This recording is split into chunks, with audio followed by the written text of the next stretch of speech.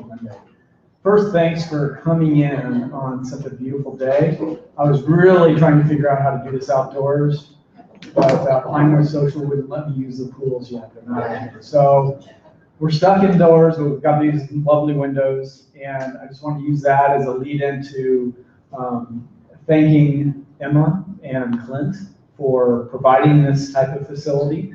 For those of you who haven't been here, this is a great place, and Clint really treats this as a community asset and gives it to a lot of folks to use. So we at NAMA are very fortunate to have this as a great thing. So who all here has been to a Digital SIG event this year? All right, so who hasn't? All right, I just had to make sure there. I mean, how many people didn't raise their hands? So really appreciate you being here. This year has been a different year for the Digital SIG. We've really been trying to bring a lot of very interesting and sort of advanced marketing techniques and technologies and experiences. So really happy to continue that string this week. We've got Scarlett of Mars, and she's going to be talking about mobile marketing. It's somewhat of a local Nashville story, but I met Tara when we were both at an EC event, and just found out today that, like many of us, including me, we spent a lot of time away from Nashville and came back for family reasons. And so really glad to see that sort of cross-fertilization. And from my perspective, let me just think a little bit about Digital SIG. Digital SIG for me is selfish, because coming here from the West Coast, I really wanted to find a venue to stay on top of my game. So that's what this is all about, and really glad to bring Tara here to talk about mobile marketing and the things that she's been doing with very big brands right here in Nashville. All right, well, let me get this stuff set up before we go too much further.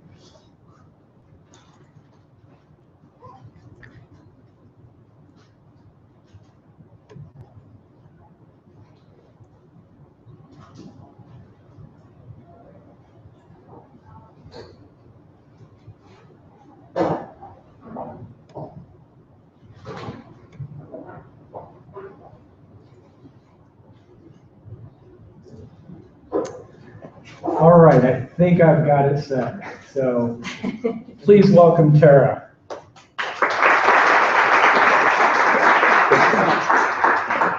Thanks so much. And just full transparency, I'm really not accustomed to using a microphone like this. So I also use my hands when I talk. So if I knock it off, I really do apologize in advance. My name is Scarlett, as Paul mentioned. Just to give you guys a little bit of background on me, I actually did grow up here. I moved away a long time ago, and then was in New York for a while, and also in Atlanta, and moved back here about 2 years ago. And I started my career on the agency side, spent about 10 years on the agency side, and then I moved to Coca-Cola, and it was actually because of the AMA that I was given an introduction into Coca-Cola, which gives props to the organization as a whole. And then I was a Coke for about 7 years. I was originally hired to help them with a new program they had started called My Coke Rewards, which is an online loyalty program. And they had been doing a really good job of bringing people into the Coca-Cola system, that online program, but they didn't have anyone to run their engagement. And so I was brought in to help them learn more what to do with the consumers once they were brought into the program. A piece of that actually was mobile, and that's where I got my introduction into mobile and how to make use of that. So that was about 2006.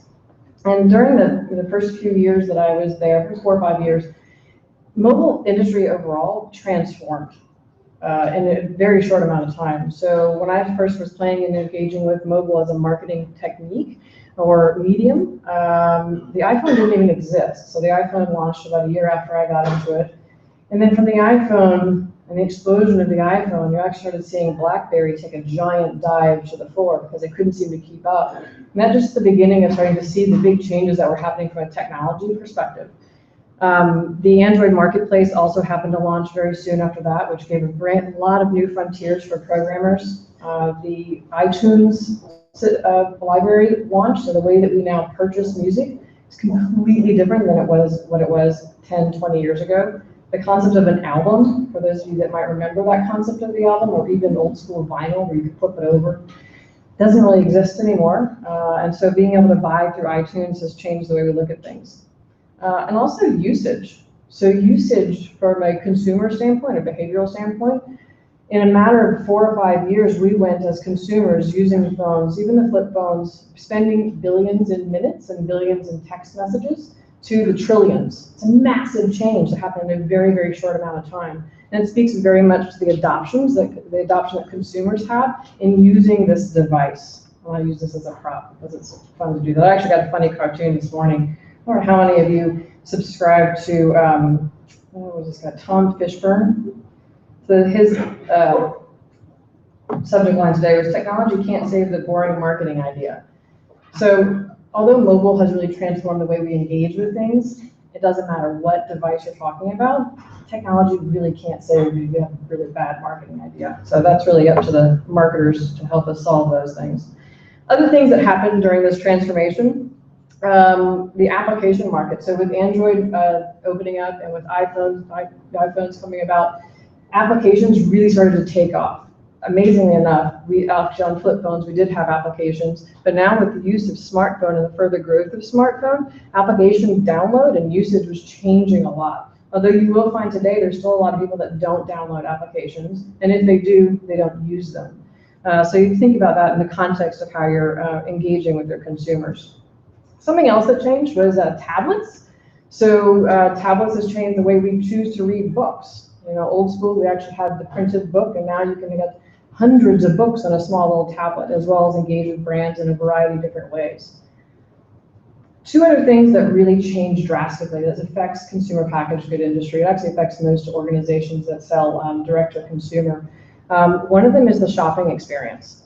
So the shopping experience has really transformed. And we started seeing the big transformation over the past couple of years.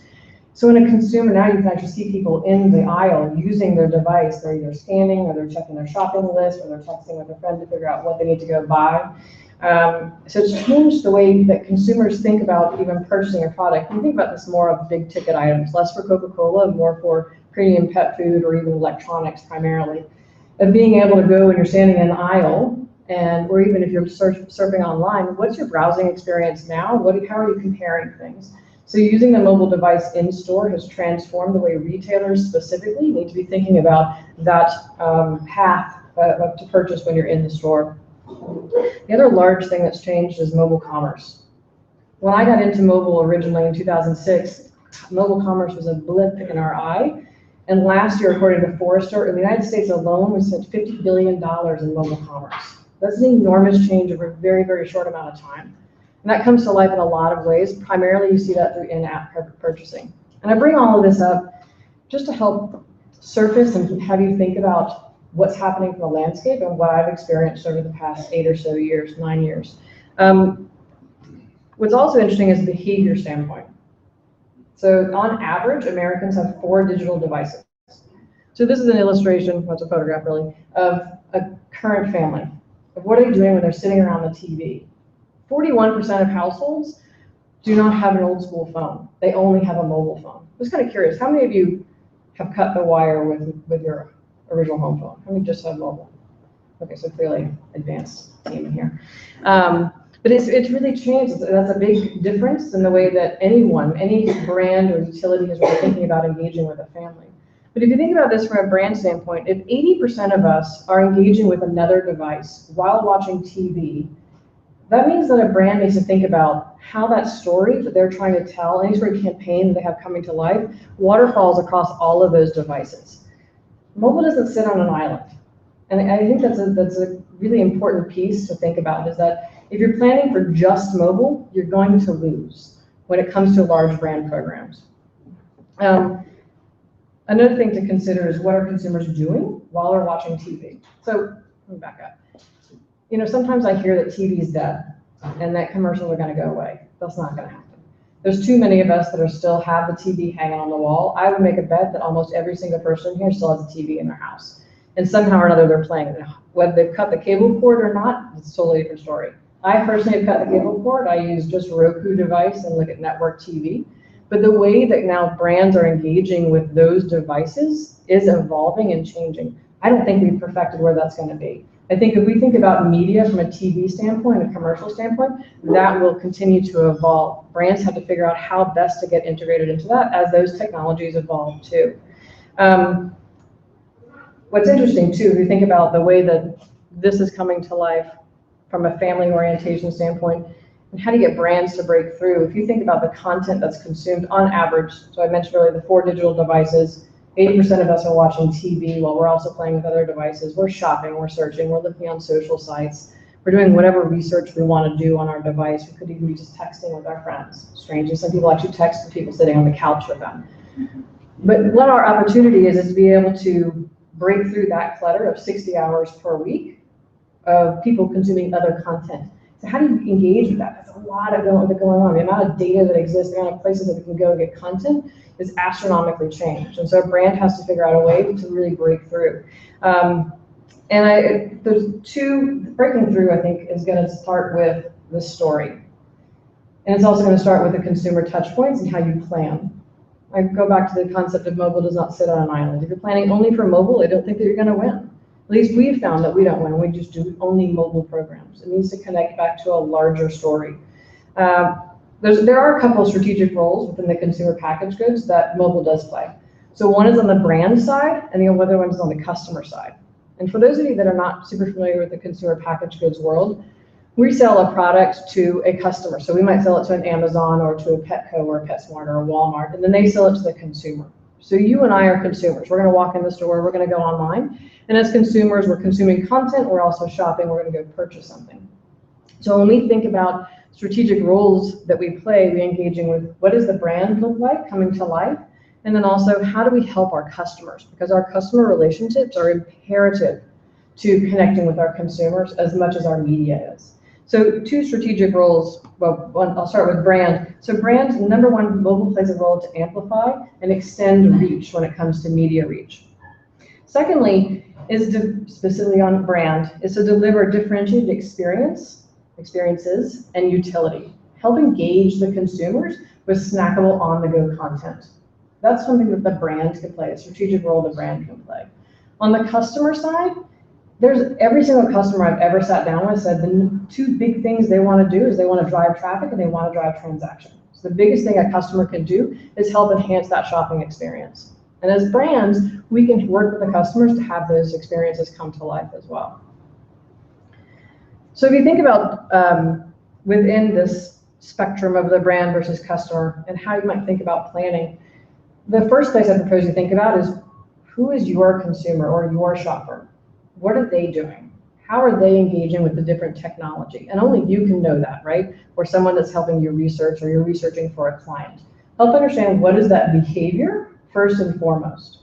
And then secondly, plan from a mobile first example, meaning that when you're thinking about planning for any sort of digital program, if you think of planning from this screen first, then your design is going to come to life in a much better way. And if you're working with really, really smart programmers, smart designers, and smart strategists, this is where they're going to start. They're going to start from a mobile first perspective, and then be able to take the content and be able to expand it from this size to a tablet, to a desktop, to anything else that you might have coming to light within that space.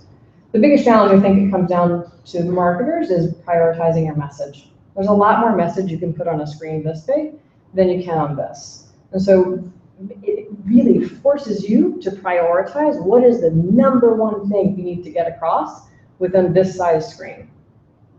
And then how this comes to life on this size screen is fully dependent on your audience as well. So in some cases, you can do a phone call, or you can do an app, or you can do a mobile website, or you can do a text message, however that might resonate, but you do need to prioritize what those messages are. Impacting the path to purchase. So my role currently, and even when I was at Coke, was really looking at the entire spectrum of the path to purchase and working with our brands and our customers to help streamline and bring stories to life across that spectrum. This is very, very basic path to purchase. What's happening before you walk in the door, before you go online, what's happening during that experience, and then what's happening after that experience. Now, when you think about mobile within this space, I think about pre-shopping. So this concept of being top of mind with the shopper, the biggest place you can play there is media. So paid media is a big place, and I say paid media to drive awareness. It's also search. Search is imperative, probably more important than a display when it comes to the mobile device, only because that's where most consumers are doing on the phone, is they're actually searching next to texting, of course. And so being able to play within that space becomes really, really important. And then the second thing is browsing and comparing. This is a little bit more important from the pet care side. So on the pet care side, there's a lot more people now comparing and contrasting what pet care products exist. About 20 years ago, just to give you an example, those who are not familiar with pet care industry, 20 years ago, within the natural food, pet food area, you'd find like a Petco or PetSmart, there were about 20 brands. Today, there's 200. So as a consumer, you love your pet. I have 3 dogs myself, and I love those dogs. I want to give them, they're part of my family. I want to give them the best. And so consumers typically are going, before they walk into a store, before they go online, searching to understand what is the best product for me. And you'll find out with electronics, mostly your larger ticket items, or things you have to make a personal decision about. So awareness through media, browsing, and then also comparing. But you'll also find with browsing and comparing is that's also happening during the shopping experience. So when consumers are either in store or whether they are online, they're consistently browsing and comparing. And what we found is that using a lot of ratings and reviews, being able to go, and most people are going in and searching or Googling first thing, pulling up on their phone and saying, what do I think about this dog food? Or what do I think about this TV? What are other people saying about it? So making sure that your products are readily available becomes really, really important. That leads down to the fact of organic search. If you're not thinking about organic search and you're only thinking about paid search, you're going to lose out as well, because you're not always going to show up on the paid search. Whereas organically, if you're actually setting up your search, your back-end search for any of your websites, and not just websites, any content you have online, if strategically you're focusing on organic search, it also helps elevate your brand. Also, what's happening during the shopping experience. So you have the browsing and comparing, which is happening pre and during the shopping experience now, which is different than what it was 20 years ago. What you also have is mobile payment or mobile offers. And I did a lot of research with this, especially when I was at Coke, because we were looking to work with our customers to help elevate their systems to enable consumers to be able to go in and buy a product based on an offer we would send to them on their phone. The challenge we ran across, and this will consistently be an issue until technology catches up with the concept of being able to use your phone to pay. So Apple Pay being a new thing now is being able to tap and pay, not new really, but being able to tap and pay, or using Square or other Bluetooth technology is something that is very slowly coming out. And I don't know how many of you have ever had the opportunity to use your phone just to pay and not have to worry about your wallet. I do. There's a coffee shop that used to be right down the street from me. I never had to take my wallet down there. I just had to remember my phone. It was fantastic. That will eventually, I think in our lives, we will experience that much broader. But as it stands right now, when you go into a store, the scanning system and the computer systems are going to cost a lot of money to have those updated to really facilitate this sort of technology. So if you imagine, so last number I heard, and I'm sure this has changed, is $8,000 to $10,000 per unit to change, to be able to enable a mobile payment or a connection from this perspective. That's a lot. So you imagine the largest retailer in the world being Walmart having to go and pay to have something like that done. That's a lot of money. You start adding that up. I don't know how many of you have gone into a Walmart recently, but there's a lot of lines to go stand in. So the other options that we have are being able to make use of the credit card machines and being able to have those actually futuristically be optimized for near-field communication or Bluetooth technology to enable payment. So I think that we will consistently see that evolve. And it's our opportunity as brands to be able to work with those customers and work with upstarts in some cases to be able to encourage the testing of mobile payment. There's a lot of value in that. Mobile payment can help enable a brand to then connect directly to the consumer and offer them direct offers at a very personal level on their mobile device, as opposed to always having to go through a customer. So then there's the third part here is to post-launch, so creating vocal advocates. Most of us in here, maybe not in this room, but most general population, we like to watch and see what other people are saying. We're not always going to step in and actually give our point of view or provide that insight. In some cases we are, and so anytime that a brand can enable that, there's value there. And in most cases that's going to come through social or word of mouth. So being able to stay top of mind within that path of purchase and making it very easy for consumers not only to learn about your brand, but also find your brand and go purchase it. And of course, it's up to the product to really demonstrate the value. So I'm going to walk you guys through a couple things that I did when I was at Coke and then also with Mars. So Coca-Cola, I don't think there's anyone in the world who doesn't know what Coca-Cola is or is familiar with that brand. It is a fantastic brand. It's a fantastic organization. They are amazing marketing powerhouse. Fantastic. Can't say anything not good about them. When I first joined, it was a matter of about 6 weeks. I was running the text messaging program for my Coke Rewards. In about 6 weeks, I had 3 different people from 3 different groups come and talk to me about a mobile program they'd all run independently. And it was a text-to-win type program. And every single one of them learned the exact same thing, and the program just didn't work. And it became a bit of an aha moment for me to say, okay, if we are spending, I don't know how many dollars on programs that aren't working, we've got a really big opportunity to work together and learn. And so I pulled together some key people. So within anything with technology, as you guys know, your IT person should be your right-hand person. In this case, I brought in procurement as well as our media resource and as well as someone from brand, and we had a conversation about what can we do to all learn together. And we launched the Mobile Center of Excellence. And the Mobile Center of Excellence was developed to really help educate and inspire our brand marketers and our sales team while also providing tools and resources. So it started quite small, and then by the time I was leaving, there were a lot of people that wanted to be part of that Center of Excellence. But the purpose of it, as we then eventually kind of really got into the role of what does the Mobile Center of Excellence mean for Coca-Cola, it was really to infuse change inside the culture and be able to really help our brand marketers think about mobile as part of all of their plans.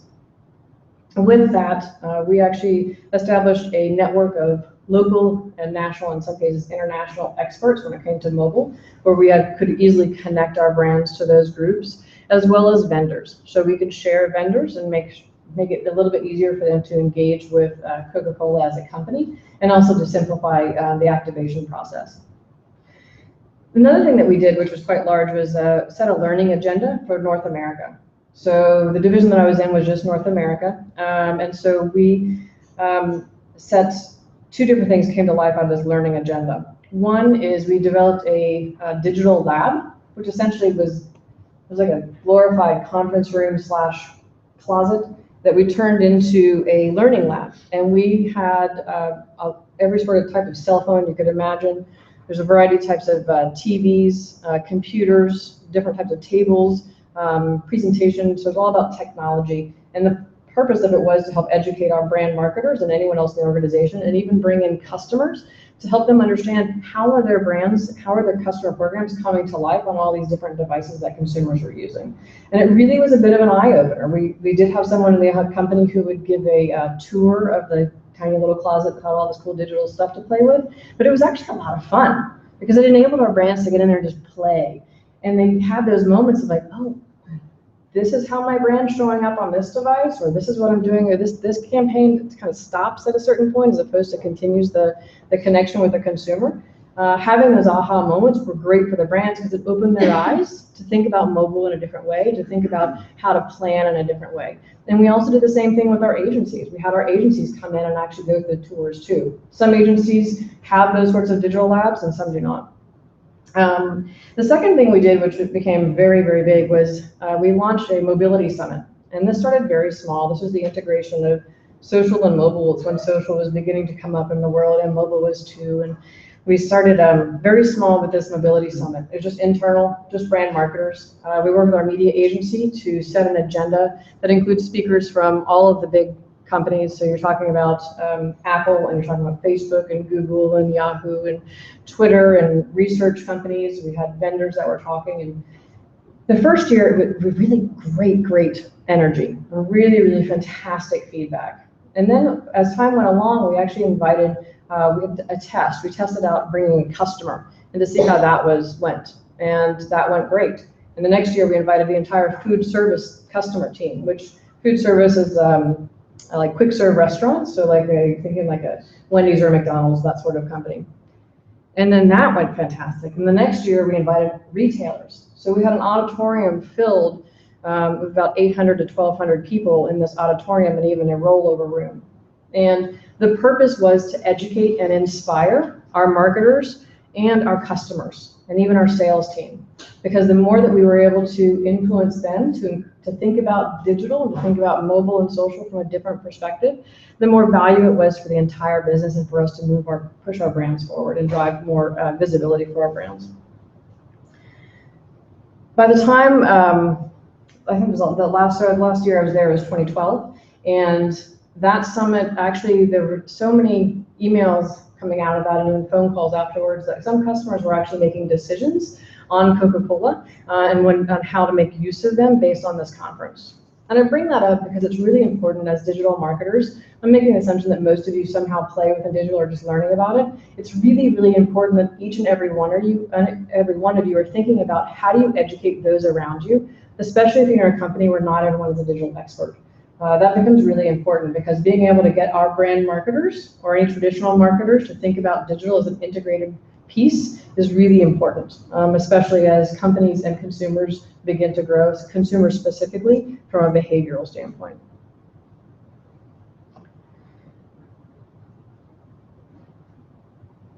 Oh, I'm just going to talk about one more thing. I'm just curious, is anyone here familiar with the concept of liquid and linked when it comes to content? I'm saying one nod yes, two nods yes. So I'll give you just the lowdown. So liquid and linked, if you have a chance, I suggest you go, I think you can go look it up on YouTube, if I'm not mistaken. I think there's a series of liquid and linked YouTube videos. It's an approach that Coke has, and most organizations, I think, apply a similar sort of approach. It just happens to be very, very ingrained in the culture at Coke. But the concept of liquid and linked is where you're in a landscape that's constantly changing from a media standpoint, being able to have a story that can waterfall across all of the different media pieces, no matter how it's changing and evolving. But that story always ladders back up to what is the general strategy of what you're trying to do. And it's an important piece to consider because regardless of whether you're looking at a mobile device or a TV or anything else, or any sort of different other media that might be coming out, being able to have a story that can easily resonate and come to life regardless of the contextual relevance. So that concept of liquid and linked is something that I encourage you guys to go take a look at. I'm going to walk you through very quickly that concept of liquid and linked coming to life. So this is a Super Bowl program. This was done in 2012, and this is called the Coke Polar Bowl. And I've not memorized all of these, but I'll walk you through the basics of this. The Coke Polar Bowl started with a digital idea. It's a video that could actually be changed on the fly based on who was winning the Super Bowl. And it actually had a fantastic results. The way that we plan is from a 360-degree perspective. So of course you're looking at pre-launch, what does that look like? Traditional media and TV, own digital social channels, a digital campaign and customer program. I bring all of this up because we think about planning. There's only one place on here that the word mobile shows up. And that's under media, because you actually have to do buy media separately on the mobile device. But mobile exists across everything in here. So I'm going to run down some of the results that we saw from this campaign. 90 million earned impressions through our customer channels. B-roll aired on 250 stations and programs 429 times in 129 markets. 2.1 million unique NBC live stream views. The Coke Polar Bowl live stream had 9 million views, averaging 28 minutes. The largest social TV event at 12.2 million, with 12.2 million comments during a broadcast window, 600% increase over the previous year. 70 million in pre-game impressions, 62,000 in online game day conversations, which is a 2,000% increase over the previous year. The highest recorded tweets per second at 12,000. In total, this campaign had 1 billion impressions for Coca-Cola. It is enormous. Now, Coca-Cola they spend a lot of time and energy focusing on Super Bowl. What's important to note is over 30% of those connections came from a mobile device. So if you're not really including mobile as one channel, you're going to lose out on a good percentage of consumers. So I'm going to change gears. I'm going to talk to you about Mars Petcare. Is anyone here familiar with Mars Petcare? Okay, thanks. That's good. Really good to hear. How many of you have dogs? Cats? Okay, good. I at least have one cat here to represent for you guys. Mars Petcare. So I adopted my first dog 14 years ago, and she had some serious digestion issues, and my vet actually recommended I start using a product called Nutro, and so I started using Nutro. This is a long time ago, and it wasn't until I was being recruited for Mars that I even owned Nutro. I never spent time looking at the bags and it was a Mars Incorporated product. It was just looking at a dog food bag was not on high on my list. Unlike looking at a Coca-Cola can, which can be very entertaining at times. But to give you guys a little bit of history on Mars. So primarily because I think this is a really interesting story. Most people know the story of Coca-Cola, but most people don't know the story of Mars. It is my understanding, it's the third largest family-owned business in the world. It is still the Mars family is involved in this. This guy, Frank Mars, started the business in 1911. He was out of Chicago, and he was married to a woman named Ethel, and he loved confectionery. And he started making these chocolates. And he was also doing his regular job as well. And he unfortunately got divorced. That was after they had a child named Forrest. So Frank, who had married Ethel in Chicago, had the child Forrest. He left Chicago, and Frank moved to Washington State, where he met another woman named Ethel, who he also married. So I think it must have been a very popular name at the time. But this Ethel too, was actually really encouraged Frank to focus on building this business and focus on making chocolate, and he made the Milky Way bar. And so that was the first product that was made within the Mars organization, and he launched this business out of Washington State, and it evolved and grew from there. And by the time his son Forrest was about halfway through college, he went to go see his dad, and he said, Dad, listen, I want to get into the family business. And so his father said, okay, here's some money, go to Europe and launch Mars in Europe. He went to Europe, launched Mars in Europe, and he actually created the same type of work. He had the recipe, Milky Way recipe. And so if you go to Europe, or if you even pick up a the Mars bar, which is what he launched in Europe, it should be about the same recipe as the Milky Way bar, which I never knew. I thought it was kind of interesting. As time went along, Forrest was a bit of a serial entrepreneur, and he actually ended up purchasing a company called Chappie's Pet Food in the mid-30s, if I'm not mistaken. And that was the beginning part where Mars actually moved into the dog food industry. And then over a period, clearly, of almost 100 years now, we've either started our own products or acquired products. Most recently, we acquired the products of the pet care products from Procter & Gamble. So you'll see here we have Iams and Eukanuba, which are part of the entire portfolio as well. So just a little bit of information about the background of Mars. I will tell you that if you think about the products that were listed on the previous page, my guess is there are going to be some of them you don't remember. Memories are very fragile. So I moved from a company where Coca-Cola was #1 in the world, #1 brand. There's not one person in the world that you can go, no one place in the world that you can go where someone there is not going to know what Coca-Cola is. But there's a lot of places you can go where people aren't going to know what kind of dog foods were on that previous page. So just to note, the memories are very fragile, and you have to nurture those. Brands need to be noticed. They need to be remembered, and they need to be understood.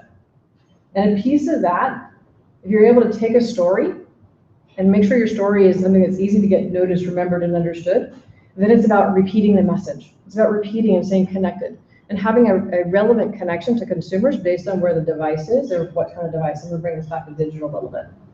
So you can have these stories, and how people relate to stories can easily come to life in tons of different ways. It depends on how best you take that story and how best you have that illustrated across the different devices. I can tell you this much.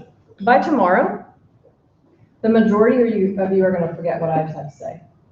And I'm totally fine with that. Totally cool. Next week, for those of you that do remember, thank you. Next week, 80% of you that do remember are going to forget. And you'll forget the details. And I'm totally fine with that. Brands deal with the same sort of situation on a regular basis. And so you have to think about how best can your story come to life. And it all starts with that story. And I go back to the quote that the cartoonist mentioned this morning, which was, technology can't save a boring marketing idea. So you think about what's your idea. How do you work with your brands to be able to create ideas that can resonate across multiple different touch points and multiple different channels, including the mobile device? And then extend that to relevant media placements. So whether that's having a mobile device or a tablet or a computer or a TV, wherever that might come to life, have it be the strongest story you could possibly imagine, and use the contextual relevance. I didn't really talk that much today about contextual relevance, which I think is a unique thing that the mobile device does have. By contextual relevance, I mean things like how a consumer engages with this device at a specific place, at a specific point in time.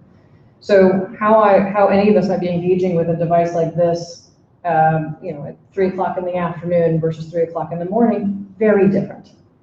According to some statistics, it says 60% of us actually sleep with this under the pillow. Don't. It's okay to put it on the stand next to you. But also too, location. So location is going to consistently be a big thing when it comes to mobile device. And so will privacy. Privacy will be another big thing, because the amount of data that exists on this device for you personally, whether it's a company device or whether it's a personal device, is pretty big. And so the amount of your kind of data and privacy picture that's being painted with anyone that you're connected with here is quite robust. So quickly, I'm going to walk you through Seasons Greenies. So Greenies is one of the products that we do sell for any of the brands you remember from the previous page. If you have a dog, or even a cat for that matter, Greenies is it's a treat.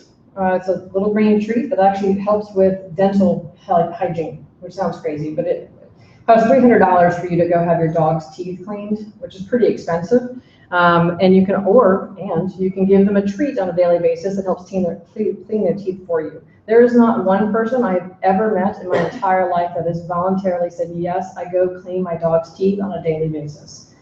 Ooh, you do? Wow. I'm so excited to hear that. My kids do it now. Okay. That makes it a little bit easier. You can also give them greenies. Yes, I do that as well. Excellent. There's actually an interesting phenomenon. It's a user-generated collective that's called the Greenies Dance. So another thing, if you want to go just entertain yourselves and see how pets engage with their pet parents and its treat, go Google Greenies Dance and you'll find some YouTube videos that pop up. Dogs go crazy over greenies, and they will do these crazy little dances, and people have videoed them and put them on YouTube. So Seasons Greenies is actually a campaign that Greenies runs on an annual basis around November, December timeframe, and it's all about being able to treat your pet and give your pet something that you can put underneath to be able to give out during the holiday time. So traditional media is where it starts. And of course, it goes into digital media across all different elements. Again, you'll see the word mobile there only. Greenies digital and social channels, our customer program activation, and then asset activation.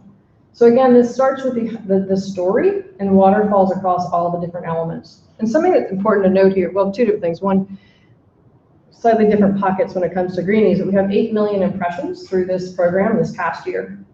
And we saw that increase even from the previous year. What we also see is we see over 40%, close to 50% during certain times of this holiday time, of connections were coming from the mobile device. That's a big number.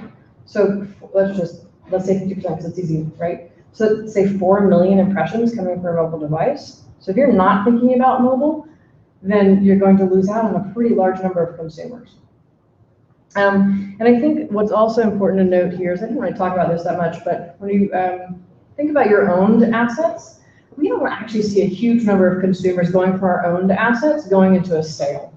That's through a variety of different types of research. But what we do see is the people that do go there, we need to make sure it makes it very easy when they do come to an owned asset, that they then go to an opportunity for them to purchase our product. It's just basically continuing the path to purchase.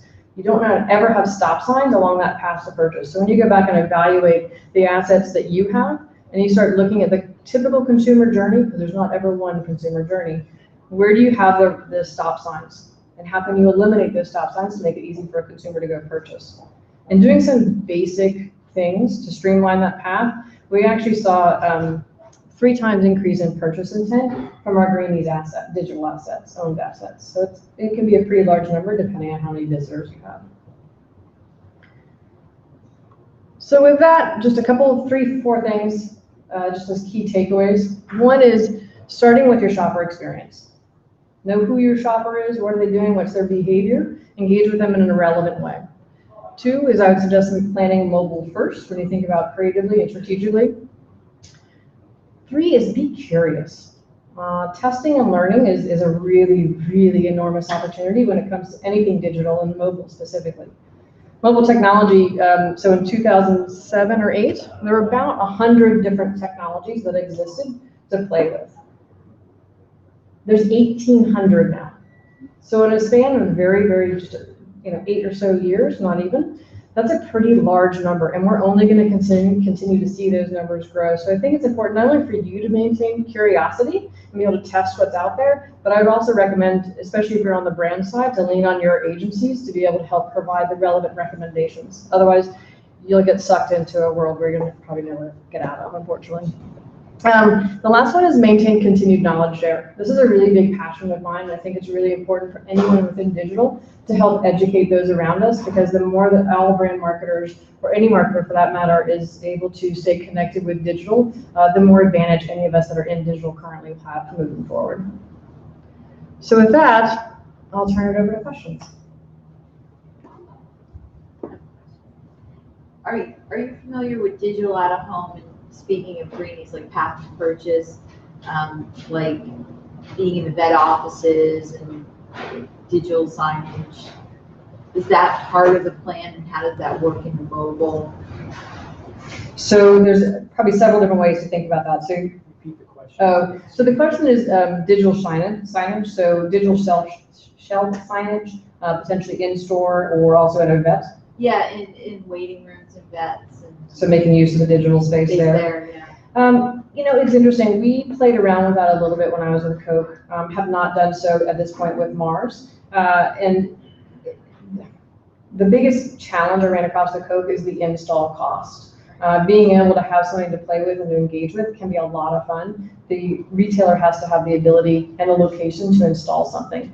Being able to use beacon technology is something that is potentially popping up, beginning to slowly pop up now.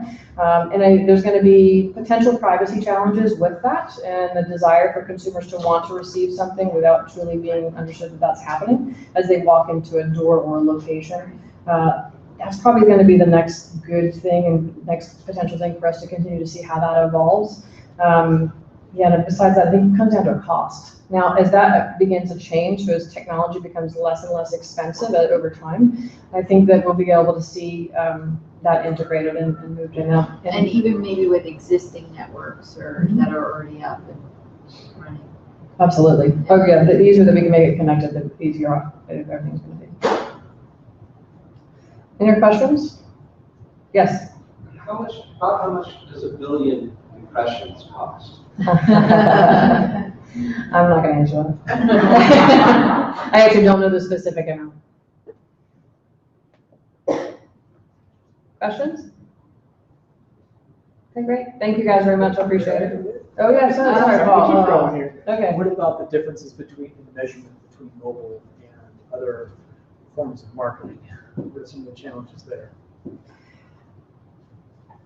So the question was, what are the challenges in measuring mobile versus anything else? The way that I look at measuring mobile, well, first of all, I think about when we measure anything, we're looking at this funnel approach, as any strong sales team would do, is what are they looking at the total impressions, total engagements or connections or consideration set, and then total sales. Across that spectrum, where does mobile fit in? We absolutely were looking at mobile impressions or people that are engaging on a mobile device. It's hard for us to get sales down to the mobile level so far. we'll get there at some point. When I think about if I'm just doing a dive just into the mobile device, I actually don't start with the mobile device first. I start with what are our consumers doing for our brand. So if a consumer is trying to engage with Greenies, for example, or even Coke, where are they coming from and what are they doing? How are they trying to engage with us? And looking at the trends that we see based on typical consumer behavior and being able to use that to dive a little bit further. So at Coke, in the infancy of mobile, we spent a lot more time focused on text because that's how consumers are choosing to engage with us. At this point, when we think about measuring text messages, it's just as easy as measuring an email for the most part. And for measuring other things, so engaging with search or engaging with applications or engaging with mobile websites, it's a lot of the same measurements as well. With applications, Mars has, I think, one application. We really don't service it that much. It was something that was done years ago. At Coke, we looked at applications of number of downloads and then what's actually happening within that application. And again, you might see a lot of downloads. In most cases, you're not seeing a lot of activity. So it's got to be something, go back to that concept of entertainment and utilitarian. If you're going to put something out there, make sure it's something that can be entertaining and can also provide some sort of utility. Otherwise, I think you're going to find something that drop off.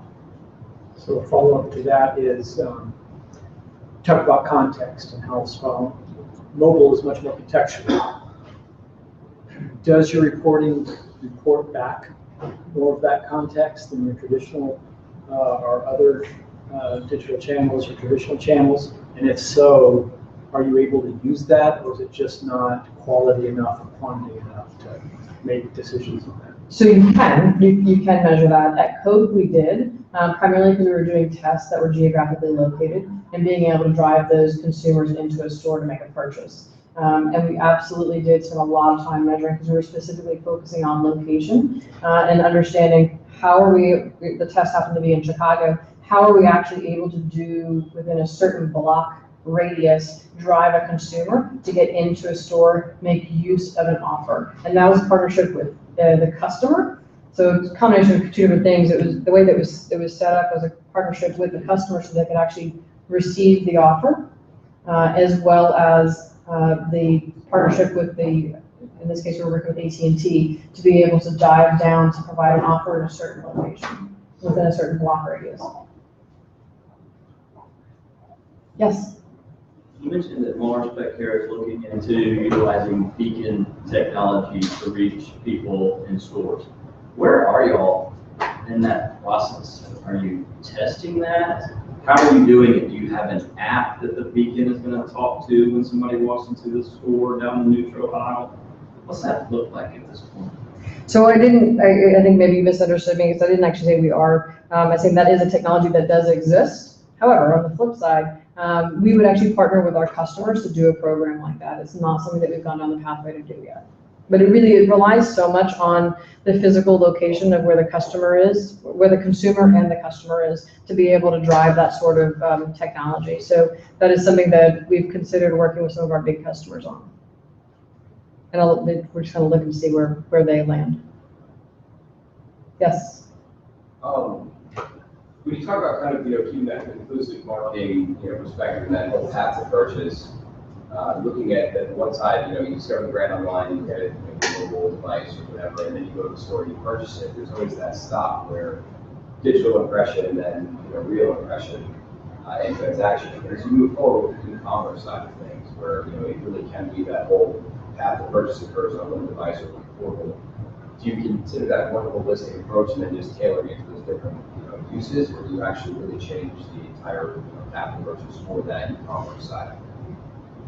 So I have to make sure everyone heard that and also repeat, because trying to understand the difference between how we would plan for path to purchase online versus in-store.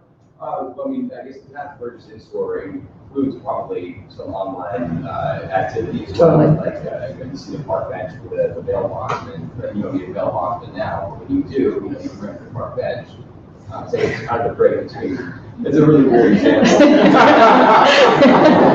But always makes you think about it. You see these bail bonds, you know what? I'm getting off topic. Yeah. So I'll try to answer this best again. So if you think about total impressions, so anything that's happening out in a consumer's world from an impression standpoint, all of that's going to be able to drive either in-store or online. So what we're doing currently is actually for e-commerce specifically, is we're actually going through the process of doing research to be able to prove what it takes to how media can truly affect the online sale as well as the offline sale. And a lot of that's going to come down to calls to action. And that's really on the media side. I think media can be placed and calls to action can be specific on where you want to drive them, and being able to learn from that and use that to drive that path, I think is, at an awareness driving perspective, is kind of opening up, filling in the leaky bucket, for lack of a better term.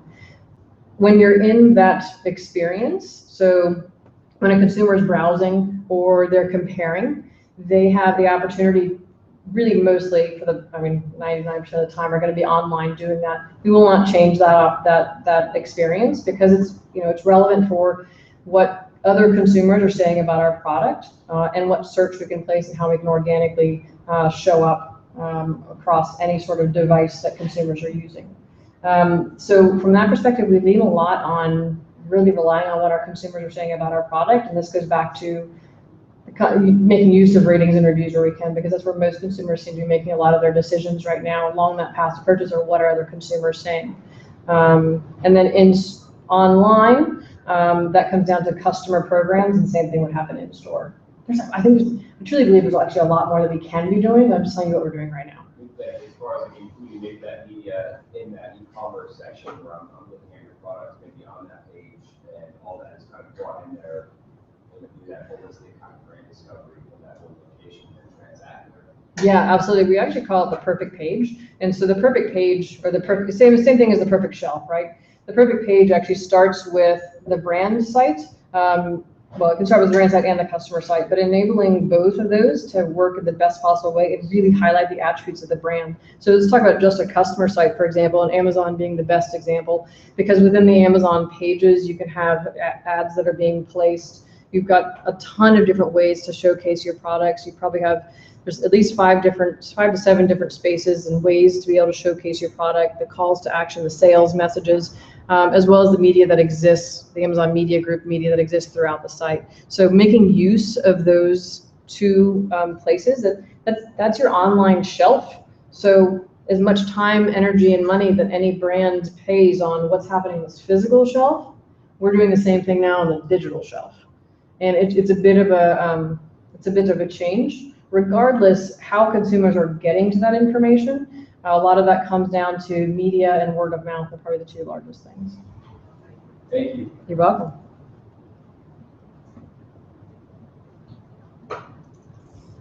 So I'd like to hear more about some of the tools or companies or agencies that you guys use or you guys think have helped you transition to mobile. You said one comment about how mobile advertising is a completely different network, a different media buy, and how long you think that's going to happen until it's more integrated. That's a very loose question. So I'll tell you about it from a Mars perspective. So Mars, we have a lot of different agencies, probably more than we actually need. If we think about those that we focus on, they're ones that are coming in with the creative ideas. For mobile and digital specifically, we're leaning on agencies that really are tapped into a lot of the different technologies that exist that we can make use of. And even agencies that are focused on hackathons and things like that. So the actual tools that we're using on mobile are not really that different as it stands right now, primarily because of the way that we're planning from an owned asset perspective is responsive design. So it's making use of existing technology. And also from a paid media standpoint, the tools that are being used there, it's really just going to be from placement standpoint. There's nothing especially unique, at least nothing that I've seen that's especially unique within the tools that we're using at Mars. Now at Coke, we have, and moving back up, so on measurement standpoint, again, nothing big. I've just recently gone through an RFP with an e-commerce agency that's also going to be focusing on measurement too, that goes across everything. So we use basic tools like Omniture and Adobe or Google Analytics. When it comes to Coke, we had a whole set of tools that were focused a lot on instant wins or sweepstakes type programs, because a lot of our customers like to do that. And there's a company here in town who purchased the company we're working with called Hello World. I don't know if you guys are familiar with them, but they actually have great tools that we were using. It's probably the largest one. There were a lot of other tools that we used in-house and also had small test partnerships with. So for we have a machine called a freestyle machine, which you typically will find, I think I've seen one here, like a Payway, I've seen like a Wendy's. They're these big machines where you can actually make, it's like the same size as a vending machine, it's not crazy large, but you use about 100 to 150 different types of beverages you can choose from, so you can make your own mix and match beverage. It's actually quite yummy. Your own suicides. Yes, you can create your own suicide. Yes, you're right. And so those machines, there's a ton of technology that backs that up. And also making use of the phone to be able to choose your recipe that then connects through Bluetooth to those, and near-field communications to those machines to create your drink for you. And then we did some tests with mobile vending. But again, that was some homegrown or small licensed tests at the time. Yes? Have you ever built a mobile app for pets? Not since I joined, so I've been there for about 2 years, so we have not created one. There was one previously made, so Dentist Sticks is one of the brands that we have, and they did a campaign years ago to get your dog to smile, and that does have an application where you can take a picture of your dog and you can have a fake denture style smile put on your dog, which is really quite entertaining. But we haven't gone down that pathway at this point.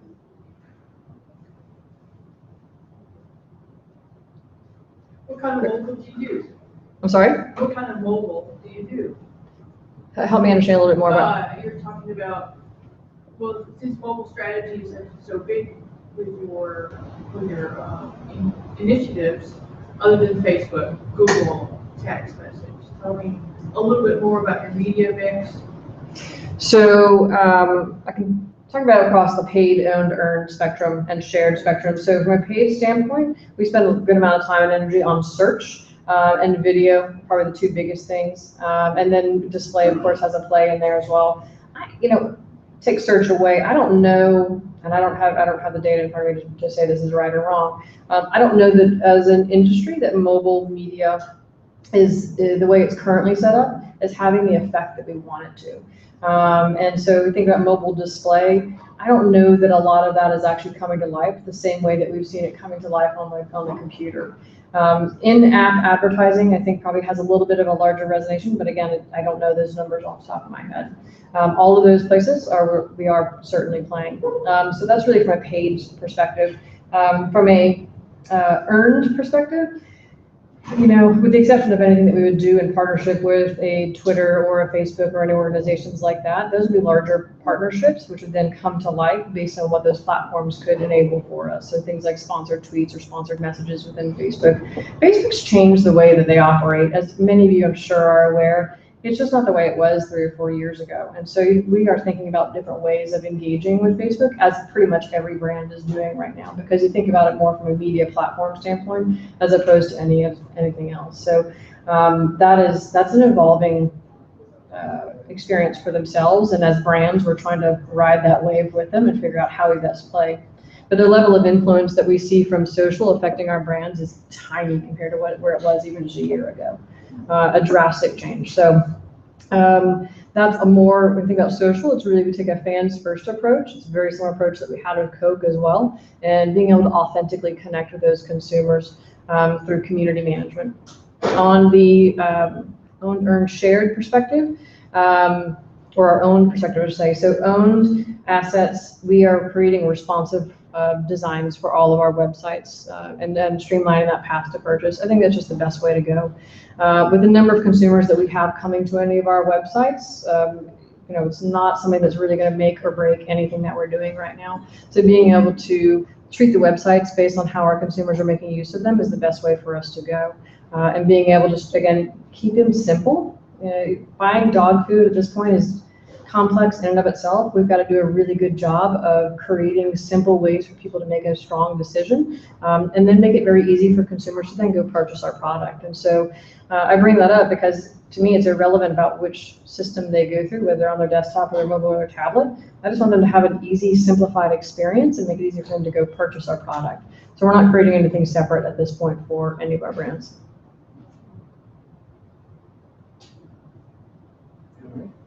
Well, thank you very much. Thank you guys, I appreciate it.